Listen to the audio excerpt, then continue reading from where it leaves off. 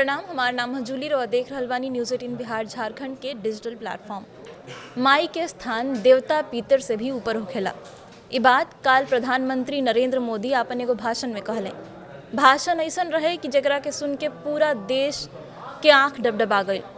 प्रधानमंत्री अपन भावना के, अपन दुख के एगो गीत के जरिए बयान कैले और उ गीत के जौन ओरिजिनल गायक बने, जौन ओरिजिनल कलाकार बने, वो हमनी के साथ है अभी मौजूद बने। एह पर चर्चा करे खातिर आलोक पांडे जी बहुत बहुत स्वागत बराउर।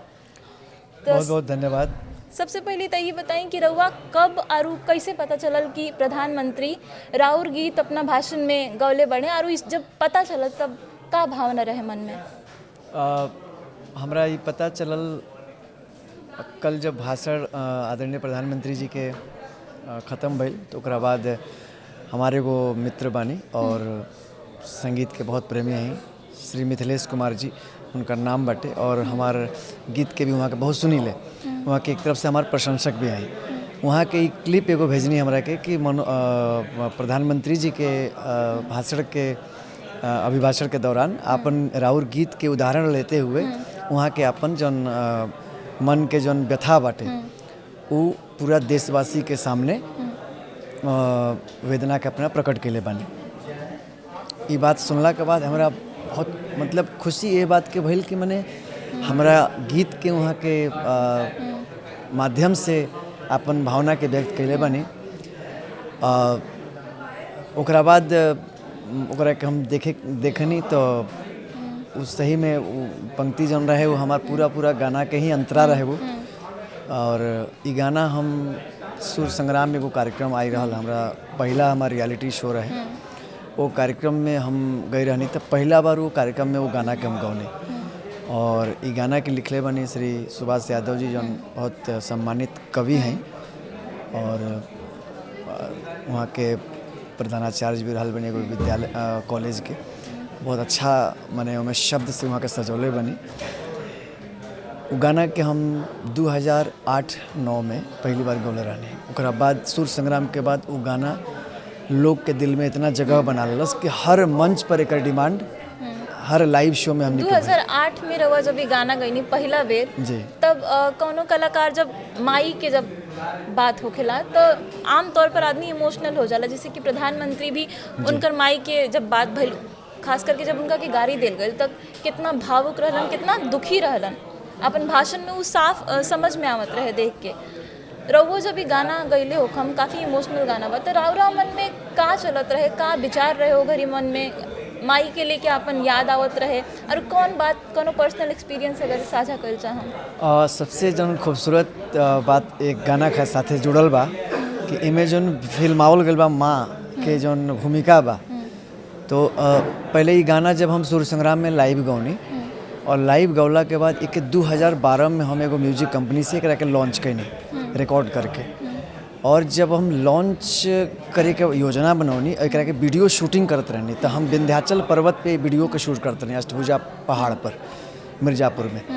तो उस समय हमार माँ हमरा से मिले आई रही, अच्छा, भेंट करे के। तो हमारे जो डायरेक्टर रहले कहे कि एक हमसे बोले कि मैं एक बात कहना चाहता हूँ। हमने बोलिए। उन्होंने देखा कि मेरी माँ आई है मुझसे मिलने और वो हमेशा मिलती है तो मुझे दुलार करती है, अभी भी वैसे ही जैसे पहले बस तो वो मुझे गले मिली, मुझे मतलब जैसे एक बच्चे को प्यार दिया जाता है छोटा बच्चा को, वैसे ही मुझे उस समय। तो मेरी माँ आई तो वो देखे तो बोले अरे ये तो माता जी ऐसे कर रही है, दुलार कर रही है जैसे लग रहा है छोटा सा बच्चा हो। हमने कहा ये हमेशा ऐसे ही करती है मेरे साथ। तो उन्होंने कहा निवेदन किया मेरी माँ से कि बस जैसे आप कर रहे हो वही करना है, हम लोग इसको शूट करना चाहते हैं। तो ये सबसे खूबसूरत मेरे जीवन का हिस्सा ये बना रहा और है भी कि मेरी माँ ही उस वीडियो में माँ का रोल की है।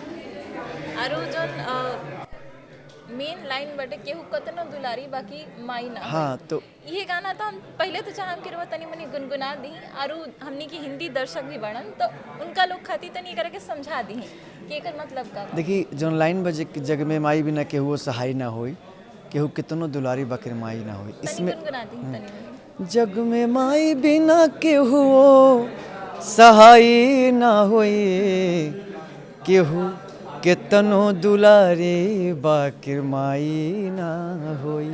और जो प्रधानमंत्री जी अंतरा जन वहाँ के अपना से बोलले बने कि अपने सूखल पाकल खा के रखली सब कर भरम बचा के। भरम मतलब इज्जत। माँ जो है सारी प्रतिष्ठा सम्मान को रक्षा करते हुए और परिवार को लेके आगे चलती है। उनकी संघर्ष है, उनकी त्याग उसके जीवन में। और माँ जो दुलार करती है बच्चों को, वो दुलार का एहसास इस गीत में है। अपने सूखल पाकल खा के रखली सब कर भरम बचा के। अपने सूखल पाकल खा के रखली सब कर भरम बचा के। उनकर रोआ जे दुखाई ता भलाई ना होई। केहू केतनो दुलारी बाकिर माई ना होई। इस गाना ने कई मतलब हमारे जो प्रशंसक हैं उनसे हृदय से मेरा संबंध जोड़ दिया। लोगों ने दिलों में जगह दिया मुझे। और इतने लोग इस गाने पर भावुक हुए हैं। जब से मैं इस गाने को गा रहा हूँ, मुझे लगता है कि हर मंच पर इस गाने की फरमाइश होती है। मैं सुनाता भी हूँ लोगों को। और हम इसके लिए अपने जितने भी प्रशंसक हैं, जितने हमारे सुनने वाले हैं हमारे गीत को, संगीत को, आप लोगों ने इतना आलोक पांडे को प्यार दिया, आशीर्वाद दिया इस गीत के ज़रिए। मैं आप सभी को हृदय से आभार प्रकट करता हूं अपने इस न्यूज़ 18 के पॉडकास्ट के ज़रिए, क्योंकि इस गीत ने मेरे प्रशंसकों के दिल में जो जगह बनाया, मुझे लगता है कि ये मेरा सौभाग्य है। बहुत कम ही ऐसा सौभाग्य किसी को प्राप्त होता है कि इस गाना को 15 वर्षों से, अब आप सोचिए कि 15 साल से ये गाना के लोग सुना था और जब गाई तब लगेगा कि नया गाना हो, एकदम वैसे ही ताज़ा गाना। हम सुननी कि ई गाना के नया तरीका से लॉन्च भी करे के तैयारी बा। हाँ, ई गाना के अभी हाल ही में मनोज भैया माननीय सांसद भी बानी और वहाँ के तो पहले संगीत के एगो कलाकार के रूप में परिचय बा, तो वहाँ के कहने के आलोक हम और तू ये गाना के गावल जाओ। तो हम कहनी भैया जब राउर इच्छा बा तो निश्चित रूप से हमने के करा के कल जाए रिकॉर्ड। तो फिर से दोबारा से भी अगर हो सकेला कि हमने के रिकॉर्ड करके वापस से एक बार नया तरीका से लेके आए सन। मैंने कुल मिला के आपके हम ही बताएं कि ये गाना ना है, एक माई के दुलार है, एहसास है, माँ के भावना है। और कहीं ना कहीं माँ जौन शब्द बा वो में कोनो भेदभाव नहीं है, चाहे हमारी माँ हो या किसी की भी माँ हो। माँ को अपशब्द तो कभी बोलना ही नहीं चाहिए। माँ तो ईश्वर से भी ऊपर दर्जा प्राप्त है। जैसे कल प्रधानमंत्री जी बोलने कि ईश्वर माई के स्थान देव तो पितर से ऊपर बा। तो एकदम इहो बात कर ले जाओ जना वजह से ई गाना एक बार फिर से इतना चर्चा में आयल बा। प्रधानमंत्री नरेंद्र मोदी के माई के गाड़ी दिल गई कांग्रेस के मंच से दरभंगा में। एकरा बाद से प्रधानमंत्री कोनो बहुत दिन तक प्रतिक्रिया ना दिलन, बाकी काल उ स्टेज पर अलन, पूरा देश के संबोधित कैलन और ओमे भोजपुरी में अपन भावना के व्यक्त कैलन आ कहलन कि हमार माई जब शरीर छोड़ के जा चुकल बड़ी, जिनका राजनीति से दूर दूर तक कौनो नाता नहीं है, उनका खातिर ऐसन जो अपशब्द कहल गई बा, छठी मैया दुर्गा मैया माफ़ ना करी हैं। अब पूरा देश भी एक तरीका से एकरा के डिफेंड नहीं कल जा सकता। बिल्कुल। ई मामला पर रउआ का सोचतनी और का प्रतिक्रिया बा पर? देखिए, हमने यहाँ धरती के भी माँ कहल जाला। हमने के बिहार के जो परंपरा रहल बा, संस्कृति रहल बा कि छठी माई, दुर्गा माई, कभी भी आह्वान के पहले माँ से ही तो सारा किसी चीज़ की शुरुआत बा। सृष्टि की जननी है, माँ से ही सारा किस का शुरुआत है। और माँ का तिरस्कार अगर होगा तो कुछ नहीं बचेगा। माँ का तिरस्कार होगा तो क्या बचेगा? माँ सर्वोपरि है, माँ में दैविक शक्ति है, माँ ममता का एक रूप है। माँ तो माँ है। अब उसका अपमान, और बिहार की जो धरती है वो हमारे यहाँ की संस्कार है ही नहीं। जिन लोगों ने भी ऐसा किया ये बहुत दुर्भाग्यपूर्ण है और हम लोगों को भी कष्ट हुआ इस बात से। लेकिन मैं तो यही कहूँगा कि माँ जो है, माँ ऐसा एक शब्द है जहाँ कि हम निःशब्द हो जाते हैं, फिर वहाँ कुछ बोल नहीं पाते हैं। जहाँ माँ का शब्द, जहाँ माँ की बात आ गई, वहाँ हर कोई शब्दों में माँ को नहीं बखान कर सकता है और नहीं कुछ कह सकता है, वहाँ निःशब्द हो जाएगा। उसके आगे कुछ बोल नहीं। जैसे कई बार हमने प्रधानमंत्री जी को भी देखा है कि अपनी माँ के बारे में या अपनी माँ के संघर्ष यात्रा, उनके जीवन, उनके त्याग को जब उन्होंने कहा है तो कई बार बोलते बोलते वो निशब्द हो जाते हैं, जबकि प्रधानमंत्री जी काफी अच्छा वक्ता माना जाता है उन्हें। काफ़ी अच्छा बोलते हैं और हम लोगों ने इंटरनेशनल मंचों पर भी सुना है उनको। अमेरिका में भी कई बार उन्होंने जाकर के जब भी अपनी माँ के बारे में उन्होंने बोला है, तो वहाँ फिर हम और आप, चाहे कोई भी कितना भी कठोर से कठोर व्यक्ति होगा, शायद वो रोक नहीं पाएगा, वो भावना में बह ही जाएगा, इमोशनल हो ही जाएगा।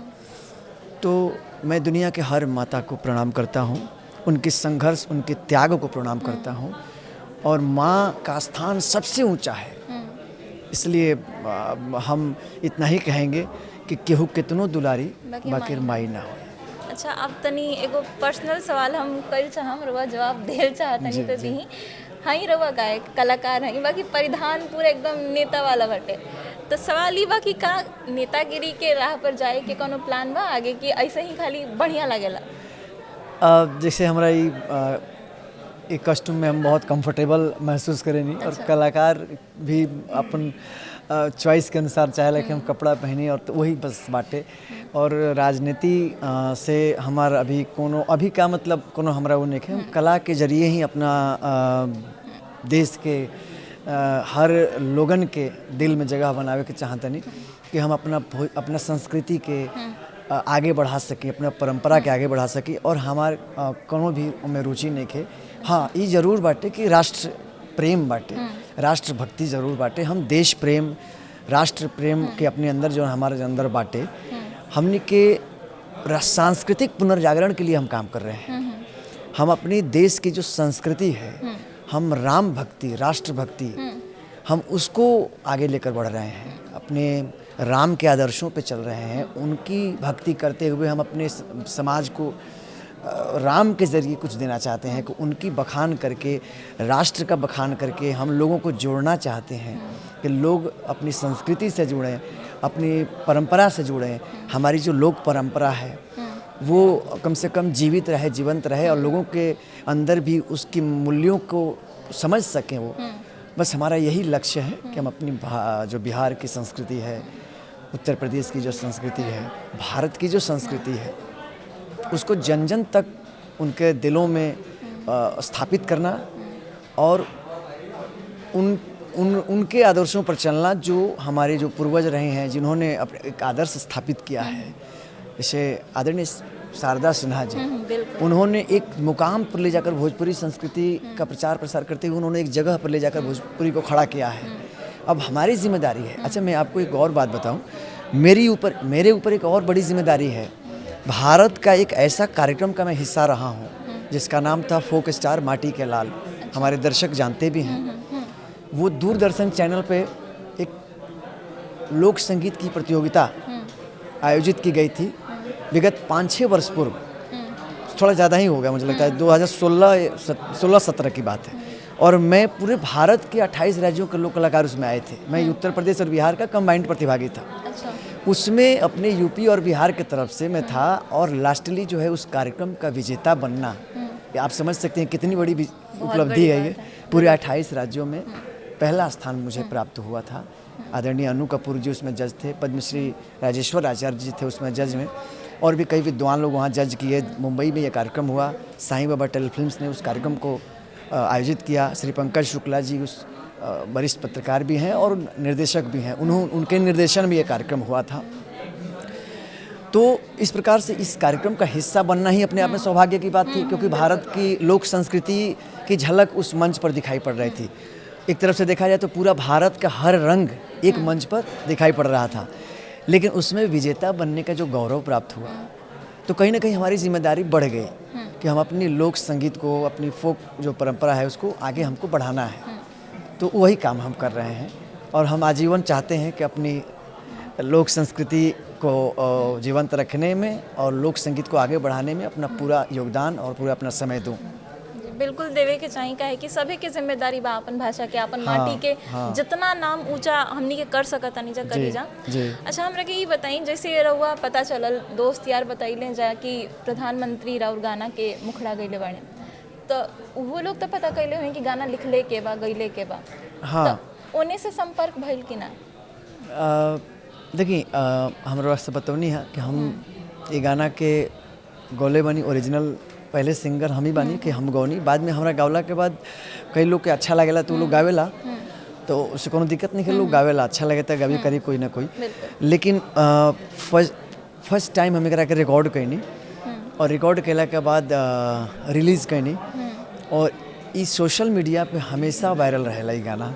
मतलब लोग शेयर करत रहेला, केहू ना केहू अकाउंट से अपना शेयर कर देला, अपलोड करके वो लोग अपन भावना के व्यक्त करला। वो लोग भी अपना माँ से जुड़ल बा, कहीं ना कहीं जे गीत ही लगावेला तो हमरा ही लागेला कि वो कहीं ना कहीं अपने माँ के प्रति उस सेवा के भाव, वो माँ के ममता का महसूस करत हुई, तभी ये गीत के प्रति ओकर लगाव भी बा। आदरणीय सुभाष यादव जी के द्वारा रचित ई रचना बा, कालजयी रचना बा। ई रचना ऐसन बा कि कबो पुरान ना होई, कबो ना पुरान होई। और हम कवि जी के भी प्रणाम करत तानी कि इतना सुंदर गीत के वहाँ के रचना के ले आईनी और हमरा ई सौभाग्य प्राप्त भइल कि हम ये गीत के अपन आवाज़ देनी।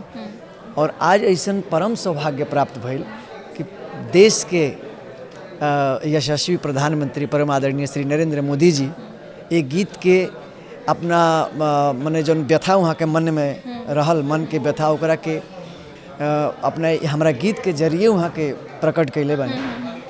तो ये कहीं ना कहीं गीत भी धन्य हो गई कि वहाँ के मुँह से ही पंक्ति निकल के आइल और हमार भी मन में जौन खुशी मिलल ओकरा के हम बता ना सकिले, शब्द में ना बता सकिले कि कितना अच्छा लागल काल सुन के। और बस रउआ सबके भी धन्यवाद देम कि रउआ लोग हमरा के ए मंच से ये चर्चा के रखनी कि हमनी के ए विषय पर बातचीत भइल। प्रधानमंत्री जी ये गीत के गा के वापस से ये गीत के और ही ताज़ा कर देनी और जन जन में ये गीत आज एबरा लोग सुन रहल बाटे और लगातार कई लोग के मैसेज फ़ोन आ रहल बाटे, लोग के शुभकामना भी मिलता, लोग के बधाई भी मिल रहल बाटे कि आपके गीत के। हालांकि ये गीत बिहार और उत्तर प्रदेश में पूरा लोकप्रिय बा, जन जन में ये बात पता बाटे कि आलोक पांडे ही इस गीत को गाए हैं और लोग बहुत प्यार भी दिए हैं। हर मंच से हम गाते हैं इस गाना को, लेकिन वापस से प्रधानमंत्री जी के मुख से इस बात को सुनना, हमारे गानों की पंक्तियों को सुनना, भारत के बाहर तक इस बात का संदेश गया है। 140 करोड़ जो हमारे देश की आबादी है, उन लोगों तक मन की व्यथा को प्रधानमंत्री जी अपनी हृदय की वेदना को प्रकट किए हैं हमारे गीत के जरिए। तो ये हमारा सौभाग्य है। मैं चलिए बहुत बहुत शुभकामना हमू देतानी कि जौन फिर से रिलीज करे वाला बानी, रिलीज करे वाला बानी ये गाना कि वो अतने कामयाब होके जितना कि पुरनका गाना भइल। आरू हमनी से बातचीत करे खातिर बहुत बहुत धन्यवाद। बहुत बहुत धन्यवाद। आरू दर्शक सबसे अगर आरू कोनो खबर जाने के बरा हुआ तो न्यूज़ 18 बिहार झारखंड देखत रही। बाकी अभी वीडियो में अपने धन्यवाद।